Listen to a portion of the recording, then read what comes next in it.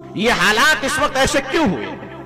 اصل میں ہوا یہ ہے کہ آپ لوگوں نے سانپ پکڑنے والوں کو سپیڑا کو دیکھا ہے کبھی؟ دیکھا ہے سپیڑا کو؟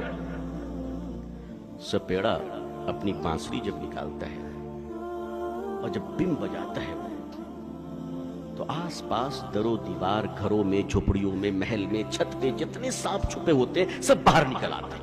آتے کہ نہیں آتے؟ جب وہ بجانا شروع کرتا ہے تو سانپ جھوم جھوم کر نکلنا باہر شروع ہو جاتا ہے۔ باہر سپیڑا، محلے میں اتنے سانپ تھے پتہ ہی نہیں تھا، ہمیں پتہ ہی نہیں تھا۔ اس سپیڑے کو اللہ جزائے خیر دے کہ اس نے بم بجائی تو محلے کا سارا سانپ باہر نکل آیا۔ اللہ تعالیٰ حضرت مودی صاحب دامت برکاتہم کو، حضرت یوگی صاحب دامت برکاتہم کو جزائے خیر عطا فرمائے۔ برسوں کے بعد ایسا سپیڑا ہمیں ملا ہے جس نے بم بجائی تو ہمارے آستینوں سے سانپ نکل رہے ہیں، مدرسوں سے سانپ نکل رہے ہیں، مسجدوں سے سانپ نکل رہے ہیں، علی گڑھ سے سانپ نکل رہا ہے، روشن دان سے سانپ نکل رہے ہیں۔ اتنے دنوں تک وہ سارے منافقین اور سارے آستینوں کے سانپ جو اہل حق کی جماعت میں گھس گھس کر کٹ رہے تھے، ڈس رہے تھے، ملت کو تباہ کر رہے تھے، یہ تو بیچارے آگے۔ اللہ بھلا کرے ان کا، ان کی عمروں میں خوب برکتیں عطا فرمائے کہ صاحب انہوں نے بانسری ایسی بجائی کہ آستینوں کے سانپ باہر نکل آئے، اور ایسا نکلے کہ نکلنے کے بعد جو 30 برس سے علماء کو گالی دے رہا تھا، جو 30 برس سے قرآن و حدیث کو گالی دے رہا تھا، عارف محمد خان کو کیا گورنر کیرلا کو بنا دیا گیا کہ جتنے چھوٹے چھوٹے سپولے پیچھے تھے انہوں نے کہا مالک دعا پرانی ضرور تھی مگر سن لی تو نے، عارف جب گورنر بن سکتا ہے تو ہم کیوں نہیں بن سکتے؟ اب وہ سارے کے سارے تیار ہو گئے، بھارت کے اسٹیٹ سے زیادہ گورنر کے کینڈیڈیٹ تیار ہو چکے ہیں۔ یہ اصل کھیل یہ ہے کہ شاید اس غلاظت کی تقسیم میں ہمیں کچھ حصہ مل جائے۔ یہ وہی لوگ تھے جو لکھنؤ میں جمع ہوئے تھے مسلم پسندہ بورڈ کی ورکنگ کمیٹی سے 2 دن پہلے حیات ہوٹل میں کہ ہم زمین دے دیں گے۔ آپ کے ابا کی ہے جو دے دیجئے گا، آپ کے ابا جان نے رجسٹری کیا تھا آپ کے نام پہ، آپ دے دیجئے گا۔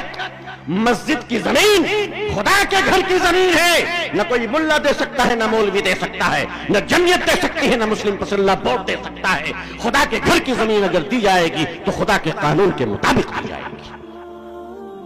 اتنا آسان ہے؟ تم نے اتنا آسان سمجھ لیا ہے؟ نہیں، یہ وہی لوگ ہیں جو گورنر بننا چاہتے ہیں، راجیہ سبھا میں جانا چاہتے ہیں، اور وہی راجیہ سبھا میں انجام دیکھ لو جب ذلت کے راستے پر چلو گے، خدا ذلت کے راستے پر تمہیں منصب عطا فرمائے گا۔ اور یاد رکھو کہ اللہ ذلت کے ساتھ ہی پھر تمہیں کرسی سے نیچے بھی اتارے گا۔ تازہ مثال دے دوں آپ کو، ایم جے اکبر صاحب رحمت اللہ علیہ ہیں، زندہ ہیں، مرے نہیں ہیں، میں نے سیاسی طور پر رحمت اللہ علیہ پڑھا ہے۔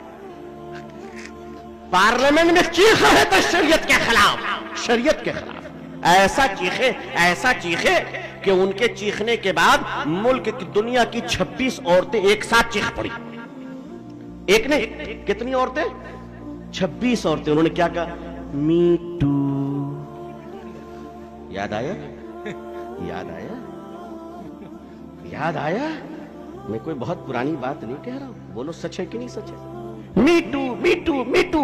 اور خان صاحب اتنے تگڑے نکلے، آشا رام کے شاگرد،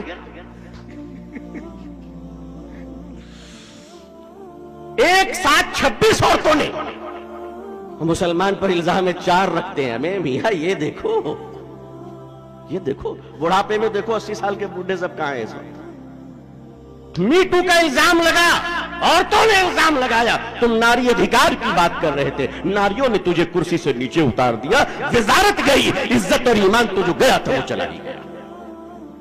اس لیے یاد رکھیے کہ اللہ منصب بھی دے تو اللہ سے عزت کے ساتھ منصب مانگیے، ورنہ لیڈرشپ کے جتنے منصب ہیں، جتنے عہدے ہیں، جتنے وقار ہیں، یہ سب تباہ و برباد کر کے رکھ دے گا۔